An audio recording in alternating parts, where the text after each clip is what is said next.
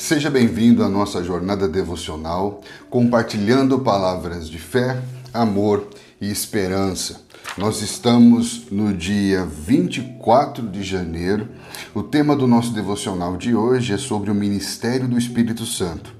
O texto base está em João capítulo 14, versículo 26, e diz assim: Mas o Consolador, o Espírito Santo, a quem o Pai enviará em meu nome, esse vos ensinará todas as coisas e vos fará lembrar de tudo o que vos tenho dito.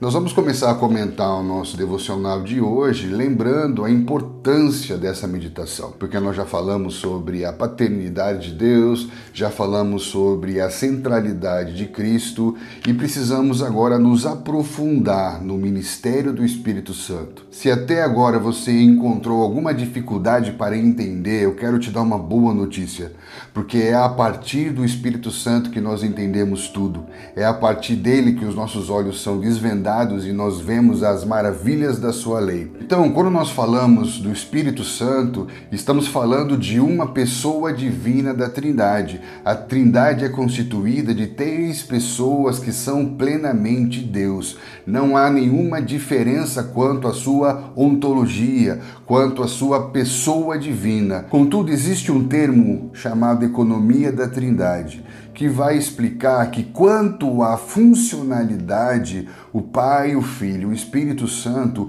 ocupam papéis diferentes. Por isso que se usa o termo terceira pessoa da Trindade, não no sentido de uma hierarquia de poderes dentro da Trindade, mas quando se fala da terceira pessoa da Trindade, se fala no sentido da sua funcionalidade, do seu papel dentro dessa relação que confirma a unidade trinitária. O Espírito Santo é Deus da mesma forma exata e da mesma medida que o Pai é Deus e que o Filho é Deus.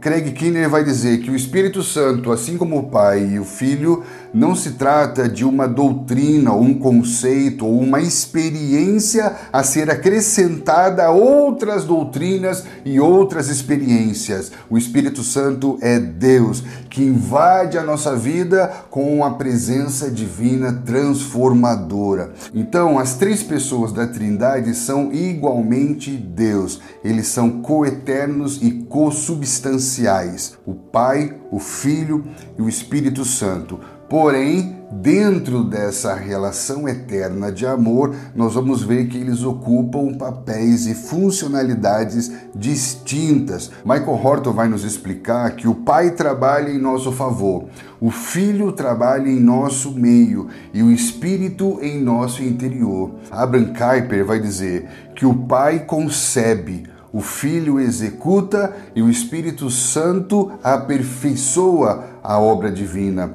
Ele completa dizendo que o Filho é a imagem do Pai e o Espírito é o elo de amor entre eles. Olha que lindo isso. Ele ainda diz: o poder de criar procede do Pai, o poder de organizar procede do Filho e o poder de aperfeiçoar procede do Espírito Santo. Então nós vemos que o Espírito Santo desempenha um papel essencial tanto na criação, como na redenção, como na consumação do propósito divino. O Espírito Santo está presente na criação, pairando sobre a face das águas, tornando toda a palavra criativa de Deus em realidade. O Espírito Santo está presente na redenção, tornando toda a obra redentiva do Filho compreendida por meio da iluminação para uma fé salvadora mediante a graça, que é o dom de Deus, o Espírito Santo. Assim como ele é o penhor, a garantia da herança que haveremos de receber na consumação. Então o Espírito Santo está presente na criação, na redenção, na consumação. Ele está presente levando ao seu cumprimento todo o propósito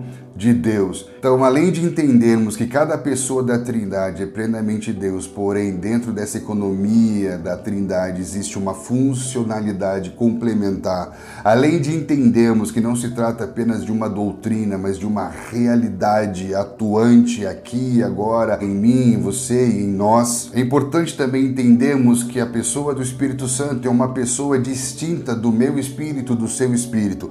Michael Horton diz: o Espírito Santo é a pessoa que age em nosso interior a ponto de habitar em nós e interceder em nosso coração. Entretanto, o Espírito Santo não é nosso espírito e a sua voz não deve ser confundida com a nossa. O Espírito Santo é uma pessoa divina em nosso interior e não a nossa parte divina. Isso é importante também de nós entendermos para que não venhamos nos confundir. Porque a grande verdade é que hoje nós estamos imersos numa grande confusão. E aí nós precisamos fazer algumas distinções. Porque dentro da cultura pós-moderna, o Espírito Santo, ele é visto, ele é compreendido de uma maneira totalmente diferente da cultura do reino de Deus. Porque dentro da cultura pós-moderna, a ênfase está na experiência sensorial e subjetiva, ou seja, ela é abstrata, ela é emocional e ela é individual e privada. Na pós-modernidade, se interpreta o Espírito Santo como uma força,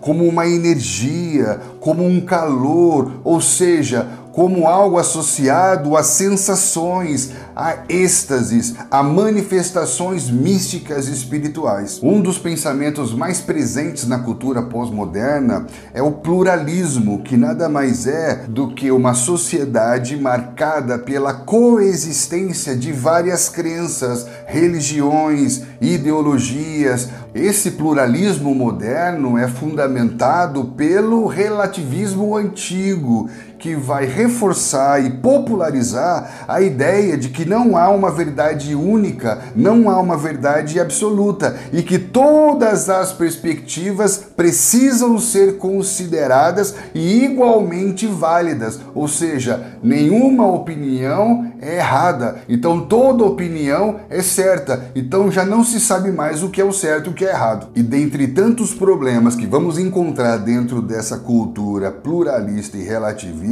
talvez o problema mais preocupante, porque seja o que mais afeta o nosso contexto, seja o problema da despersonalização do Espírito Santo. É quando nós já deixamos de ver ele como uma pessoa divina. Então, quando eu despersonalizo, ele deixa de ser pessoal e ele se torna agora energia. E essa energia vai universalizar o Espírito Santo. Ou seja, o Espírito Santo vai ser uma força, uma energia, um poder que se encaixa em todas as crenças, em todas as religiões, transformando-se em algo que está em todos os lugares e dando poder a todos, sem nenhuma distinção teológica e cristológica. E o mais preocupante disso é que quando eu despersonalizo a pessoa do Espírito Santo, o Espírito Santo, energia, ele está a serviço da minha pessoa.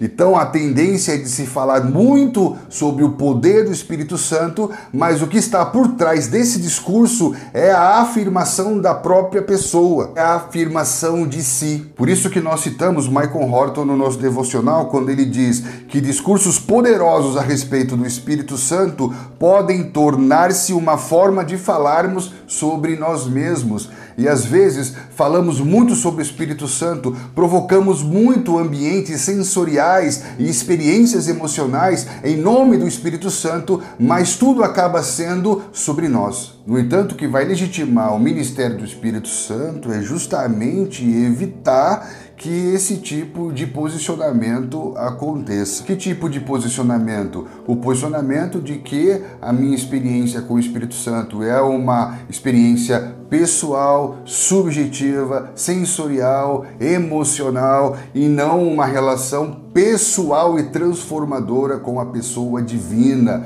com a pessoa da Trindade que me revela o Filho para viver o propósito do Pai. O Espírito Santo é Deus se relacionando comigo e com você aqui e agora, em todo o tempo e em todo lugar. O Espírito Santo não é uma força impessoal, não é uma energia cósmica, mas é a pessoa de Deus. Ele fala, ele ensina, ele dá testemunho, ele convence, ele intercede, sucede, nada de tudo que vemos por iluminação do Espírito Santo tem a finalidade de tornar-se posse do indivíduo, uma vez que Deus tem caráter relacional e está em missão de reconciliação universal. Toda experiência com o Espírito Santo deve convergir para a exaltação de Cristo, para a glória do Pai, para a santificação da vida da igreja. Por isso, mais do que nunca, se faz necessário um aprofundamento bíblico, discernimento espiritual e maturidade para que possamos julgar as experiências à luz das Escrituras,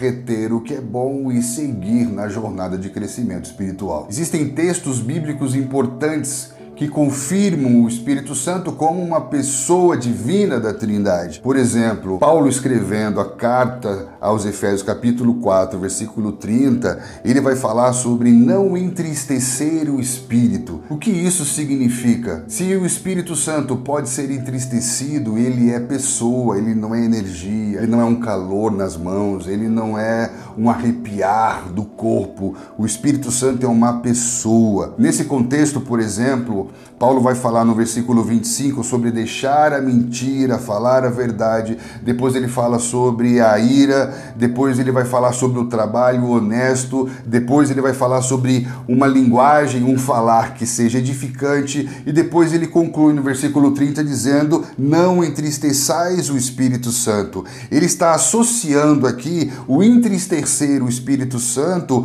a atitudes, a palavras, a ações que contradizem, que são contrárias ao caráter de Deus. Está falando de pecados relacionais, falar mal do outro, nutrir rancor, falar a mentira, falar calúnia. Tudo isso entristece o Espírito Santo, que é pessoa divina, que é pessoal, que é relacional e que nutre as relações. Paulo também vai falar sobre apagar o Espírito, que não necessariamente significa perder o Espírito, porque nesse contexto Paulo está falando sobre orar sem cessar, em tudo dar graças e na sequência não apagar o Espírito, não desprezar as profecias, julgar todas as coisas e reter o que é bom. Paulo, ao dizer não apaguem o Espírito, ele está dizendo não reprimam a ação do Espírito Santo na vida da igreja. Vocês precisam orar sem cessar, em tudo dai graças, não desprezar as profecias, ou seja, manter um ambiente favorável para que o Espírito Santo possa atuar em nossas vidas e em nosso meio. E aqui nós devemos tomar muito cuidado com a polarização, com os extremos, porque muitas vezes, por causa das nossas experiências ruins, nós acabamos nos posicionando de forma extremista e polarizada, ou seja, o espectro do exagero, em que alguns supervalorizam as manifestações místicas, sensoriais e espirituais, enfatizando essa subjetividade da experiência com o Espírito sem o filtro bíblico. E no outro espectro, a negligência, porque temendo os excessos, não se fala mais sobre o Espírito Santo, vivendo como se ele não existisse e como se não precisássemos dele para fazer a obra de Deus. Francis Schaeffer, no seu livro O Deus Esquecido, ele vai abordar de maneira radical uma preocupação recorrente justamente com a tendência de negligenciar a pessoa do Espírito Santo ou de exagerar quanto à manifestação do Espírito Santo. E dentre essa polarização, por causa da ideia que temos sobre o Espírito Santo, nós precisamos do Espírito Santo para nos unir. E vale uma reflexão importante, porque nós vemos muitos irmãos buscando a experiência pessoal com o Espírito Santo, do batismo com o Espírito Santo, a experiência de falar em outras línguas, línguas espirituais, mas nós não vemos irmãos buscando com a mesma intensidade serem batizados no corpo de Cristo por meio do Espírito Santo. Porque a Bíblia fala que o amor de Deus é derramado em nossos corações por meio do Espírito Santo. O Espírito Santo compartilha conosco esse amor que nos faz experimentar a comunhão com Deus e a comunhão uns com os outros. Em 1 Coríntios capítulo 12, versículo 13, Paulo fala sobre um só Espírito e todos nós sendo batizados em um só corpo, confirmando que o ministério do Espírito Santo não se restringe à experiência pessoal, à experiência do indivíduo, mas sim que o ministério do Espírito Santo na vida do indivíduo vai inseri-lo na dimensão coletiva e corporativa da igreja. Isso significa que o meu nível de relação com o Espírito Santo vai definir o meu nível de relação com o corpo de Cristo. Olha como o ministério do Espírito Santo dentro da cultura do reino vai caminhar na contramão da cultura pós-moderna que vai enfatizar apenas a experiência individual. Efésios capítulo 4, versículo 3, Paulo nos exorta dizendo: façam todo o esforço para preservar a unidade do Espírito pelo vínculo da paz. Essa unidade não é uma unidade produzida pelos homens, pelos pastores, pelos líderes, é a unidade do Espírito, que não é criada pelo homem, mas é a unidade do Espírito, que não é criada pelo homem, mas deve ser preservada por todos nós. Como isso? Fazendo todo o esforço, evitando divisões, evitando cismas, evitando todo e qualquer tipo de sectarismo, de julgamento, de conflito. Portanto, o Espírito Santo é o elo divino que mantém unida a comunidade de fé, independente das diferenças sociais, culturais ou pessoais. Por isso que Efésios capítulo 4 fala sobre preservar a unidade do Espírito, não criar a unidade, mas proteger e preservar a unidade que já existe. Nós já somos um só corpo assentado com Cristo das regiões celestiais. Nós não vamos criar unidade, temos que preservar a unidade que já temos em Cristo Jesus por meio do Espírito Santo. E essa consciência de unidade espiritual deve despertar a nossa consciência de fraternidade, como uma família de muitos filhos e irmãos semelhantes a Jesus. E essa consciência de fraternidade não pode ser teórica, demagógica, político-religiosa. Essa consciência de fraternidade deve se expressar nos nossos relacionamentos, na nossa vida real. Lembrando que essa unidade do Espírito, ela vai além de meras concordâncias doutrinárias. É uma comunhão viva que reflete a própria relação trinitária e responde à intercessão de Jesus para que sejamos um como Ele e o Pai são, e então o mundo crerá nele como o enviado de Deus. O Espírito Santo de Deus está se movendo na direção contrária da cultura pós-moderna, individualista, relativista, que por falta de visão espiritual precisa da experiência sensorial. O Espírito Santo de Deus vai te edificar para a edificação do outro, confirmando a missão de Deus de abençoar a todos os homens. E a prova de que o Espírito Santo não está a serviço do indivíduo é que o Espírito Santo, como o Espírito da verdade, ele é enviado para dar testemunho de Jesus a nós. Jesus vai dizer em João 14, 26, que o Espírito Santo, o Consolador, o Espírito da verdade, ensinaria todas as coisas e nos faria lembrar de todas as suas palavras. E aqui nós temos um princípio validador do ministério do Espírito Santo, porque onde o Espírito Santo está, Cristo é reconhecido e o Pai é glorificado. Onde o Espírito Santo está, Jesus é visto e o Pai é glorificado. Para explicar melhor isso, eu quero compartilhar com você uma analogia sobre o ministério do Espírito Santo. Comparando o ministério do Espírito Santo com um holofote. Com certeza você já deve ter passado por algum lugar e deve ter visto uma linda fachada iluminada por um holofote. A pergunta que eu te faço é, quando você passa por esse lugar, você vê a fachada ou você vê o holofote? Você fica admirado pela beleza arquitetônica da fachada ou você fica admirado pela potência do holofote? Dificilmente você vai passar por um lugar e vai dizer, uau, que holofote incrível, mas geralmente você vai dizer, uau, que beleza arquitetônica, que fachada maravilhosa. Da mesma maneira, quando o Espírito Santo está atuando no lugar, Cristo é reconhecido e o Pai é glorificado. Como que eu posso saber se o Espírito Santo está no lugar? Quando Jesus Cristo é reconhecido nesse lugar, quando o Pai é glorificado por tudo que está sendo feito nesse lugar. James Parker vai dizer, onde o Espírito Santo está, Jesus é visto. Se você quer saber se o Espírito Santo está num lugar, é só você procurar por Jesus. E eu separei aqui 7 evidências da presença objetiva, ativa e dinâmica do Espírito Santo na história de Deus e na vida da igreja. O Espírito Santo está presente na criação, quando paira o Espírito sobre a face das águas, quando ele dá vida ao homem como o sopro de Deus.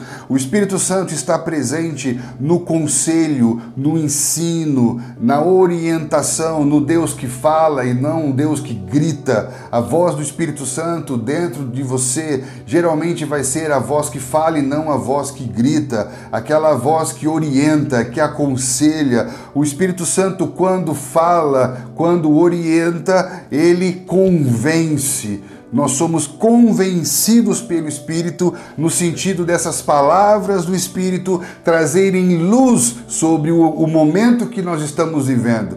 Convencer significa trazer luz. Convencer não é condenar. Espírito Santo não condena. O Espírito Santo, ele convence, trazendo luz, a fim de que você tenha clareza do que está errado e do que deve ser feito de certo e o que vai acontecer se você não fizer nada. À medida que somos convencidos pelo Espírito que nos aconselha, nós somos conduzidos, orientados, ao ponto de Paulo dizer que aqueles que são filhos são guiados, segurados pelas mãos e levados até o seu destino final. E à medida que nos permitimos ser guiados, orientados e conduzidos pelo Espírito de Deus, nós aprendemos a andar como Jesus. E quanto mais vamos nos parecendo com Jesus, mais nós somos confirmados pelo Espírito Santo. O Espírito Santo nos confirma, nos valida com a evidência da capacitação,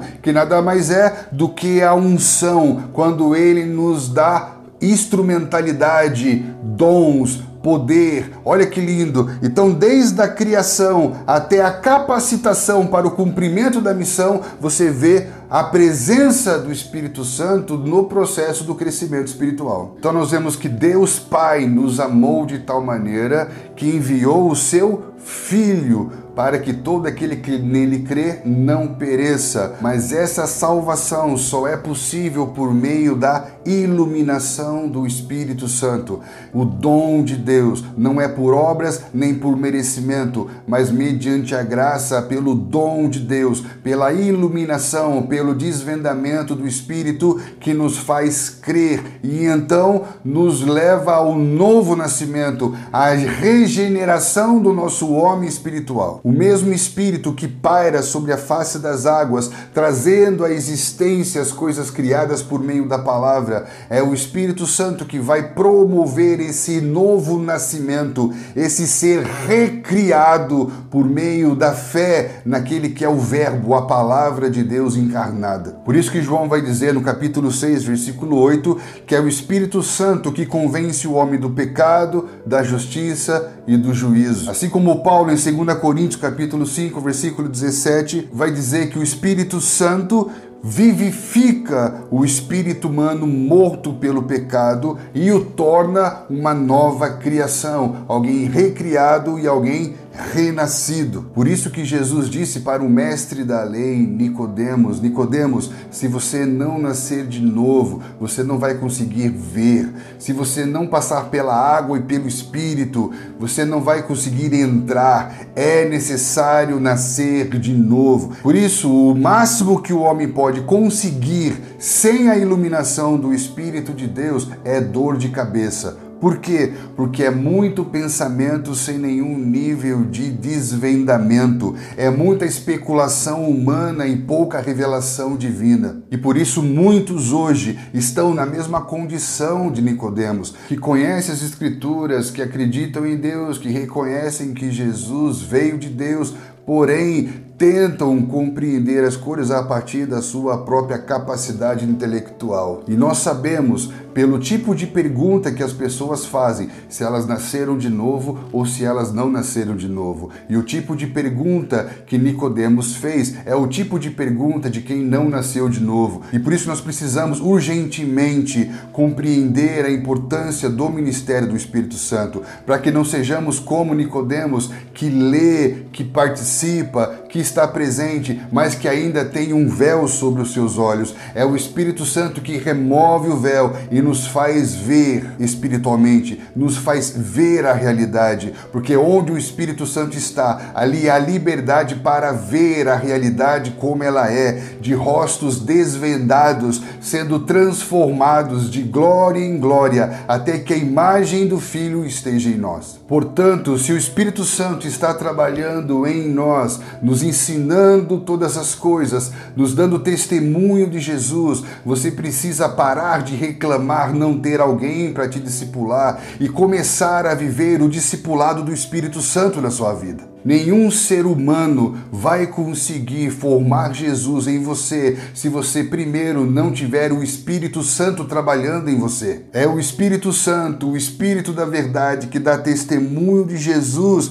que ministra o nosso coração, que renova a nossa mente e que vai nos conformando à imagem de Jesus Cristo. É por meio do Espírito Santo que nós cremos para a salvação. É pelo Espírito Santo que experimentamos a regeneração do novo nascimento. É pelo Espírito Santo que trilhamos a jornada da santificação, sendo conformados a Cristo, uma santificação progressiva até que sejamos todos glorificados. Portanto, é o Espírito Santo que nos ensina e que nos capacita a viver como Jesus. Não estamos mais debaixo da lei que revela o pecado e condena a morte, mas estamos debaixo da lei do Espírito que nos ensina a viver como Jesus. A lei que é escrita em nossos corações com fogo pelo Espírito Santo. Como identificar se alguém que tem uma nova natureza espiritual está cheio do Espírito Santo de Deus na sua vida? Pensa comigo,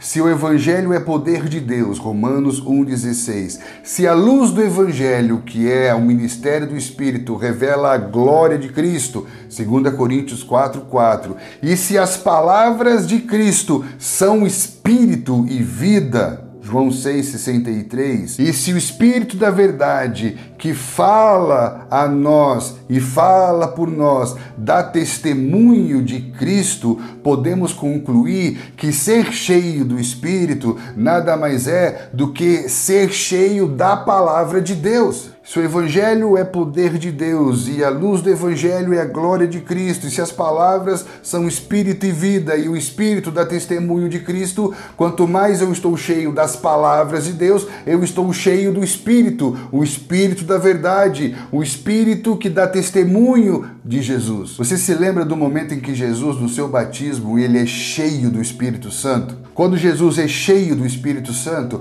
ele é levado pelo próprio Espírito, porque os que são filhos são guiados pelo Espírito de Deus, e ele é levado pelo Espírito ao deserto para ser tentado. E Jesus, cheio do Espírito, levado pelo Espírito ao deserto para ser tentado, quando é tentado e é pressionado, o que sai de dentro dele? As palavras de Deus. Jesus venceu as 3 tentações no deserto, declarando as palavras de Deus. Olha como esse princípio traz mais objetividade para a nossa espiritualidade.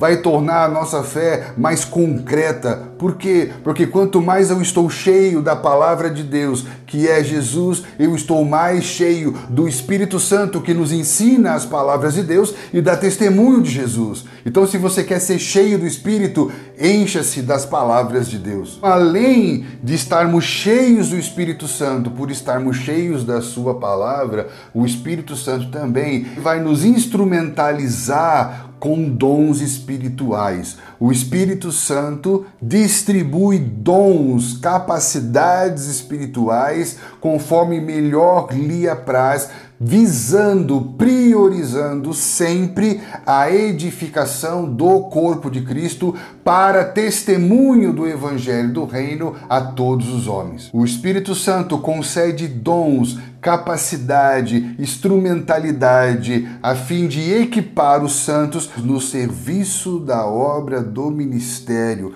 para promover uma cultura de cuidado mútuo, para fortalecimento espiritual diante das pressões, das provações, das dificuldades e para o testemunho do poder do Evangelho do Reino por meio de sinais e maravilhas. Por isso que aqueles que nasceram do Espírito precisam experimentar ser cheios do Espírito, enchendo-se da palavra e sendo confirmados e capacitados por um derramar do Espírito, por um liberar de dons e de poder. Para quê? Para que então eles sejam feitos testemunhas desse reino de Deus. Isso quer dizer que não sou eu que me declaro testemunha, é o Espírito Santo de Deus que me faz testemunha dessa realidade do reino de Deus. E esse testemunho vai impactar não apenas todo o mundo em que estamos inseridos, como também esse testemunho do Espírito vai anunciar ao mundo um novo mundo ao qual já pertencemos, confirmando que o ministério do Espírito consiste em não apenas derramar o amor de Deus em nossos corações,